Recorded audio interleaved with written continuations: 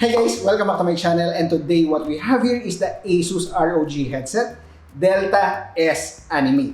And guys, this is the first time that I'm going to try an ROG headset, and I would like to say thanks to our friends at ASUS Philippines for giving us a chance to test and review a gaming headset, and it is an ROG headset. Before we begin, let us try to check what are the things that are included in the box.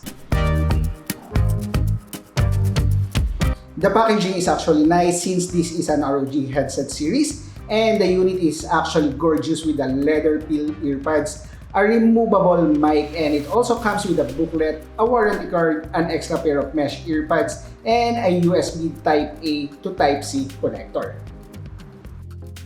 Let us check the features of this headset. First is the customizable anime matrix display. And I'm really amazed on how it works because there is a lot of preset animation available that you can choose. And on top of that, you can also create your own animation or text scroll like JK Chavez like this one. And if you don't like the animation or LED display on the headphone, you can actually disable it with a physical switch located at the bottom of the headphone. And there is also a physical switch for the sound and volume. Second is this headset is compatible with a lot of devices like laptop, desktop, mobile phone, Mac, PS4, and PS5, and also Nintendo Switch. Third will be the high-resolution ESS quad DAC, which is a digital to analog converter that provides lossless audio processing. And to give you an idea, even though these headsets are connected to digital devices, headphones are naturally analog devices. And fourth will be it has high SNR or signal noise to ratio, which is actually useful in FPS games like I have tried it in CSGO, and it gives you an advantage because you can actually pinpoint on where are they coming. You can hear the footsteps if they're coming on the left or the right, and gunfires as well. Now, for the actual test and results, okay, for the audio quality, unfortunately, I won't be able to give you an actual result because this is a headset. I don't have a fancy equipment to actually capture the audio coming from the speakers, and even though I acquire a fancy microphone to capture the audio, another issue is where are you going to listen to the actual audio? Most probably you'll be watching this video on a mobile phone or a laptop with stereo speakers, and you won't actually hear the actual experience that I got when I'm trying to test the headset. Just to give you an idea with the audio performance, when I'm listening to a music or watching a video, it feels like that I'm in another room because it creates a spatial sound, and I really like the experience. Guys, when it comes to audio quality, I'm really serious about it. That is why I have my own home theater setup. And when I say that this headset sounds great, it really does. Now, for the test that I can give you an actual result, the AI mic noise cancelling. Let us check it out. Okay, hi Ate Claire, and we are actually testing. I'm really speaking right now, and at the same time we're playing a video on the TV. It's a JK, and this is the actual test that you can do in here. I'm actually recording on my cell phone using this headset, and at the same time the camera that I'm trying to use.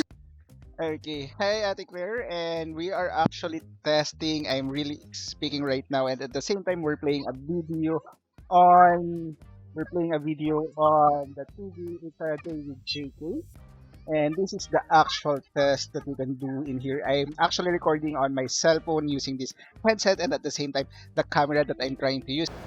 Okay guys, and right now I'm in front of my computer. I'll try to use my mechanical keyboard to check if this headset can still isolate the clicking sound coming from the mechanical keyboard. At the same time, I'll be using my camera over there to check the entire process and see if the camera will also hear the clicking sound coming from the mechanical keyboard.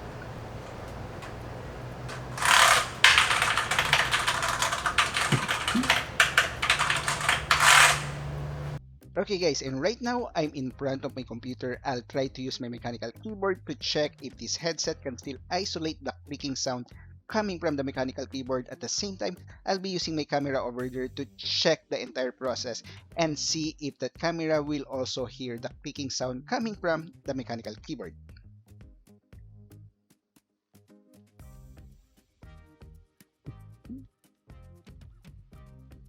You have seen the actual result. The AI mic noise cancelling works great, and I don't have to discuss the result because it is what it is. And now for my verdict. This unit is actually a performer. The audio and the mic works great. And I believe this unit is for everyone. If you want a me time in watching your favorite movie or listening to music, this won't disappoint with the sound quality.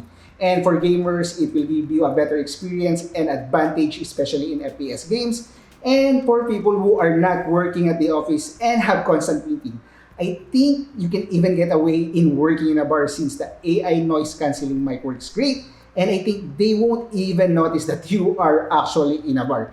And for my rating, honestly, performance-wise, the Delta S Animate works great, but I'm only giving it a 4.5 stars. Reason is the cable. It is not detachable or replaceable because in my experience, I'm really into audio and I had several headphones and earphones already, and the first one to break is actually the cable. And if it ever happens to this headset, it will be hard to replace, or maybe I need to bring it to a service center to have it replaced.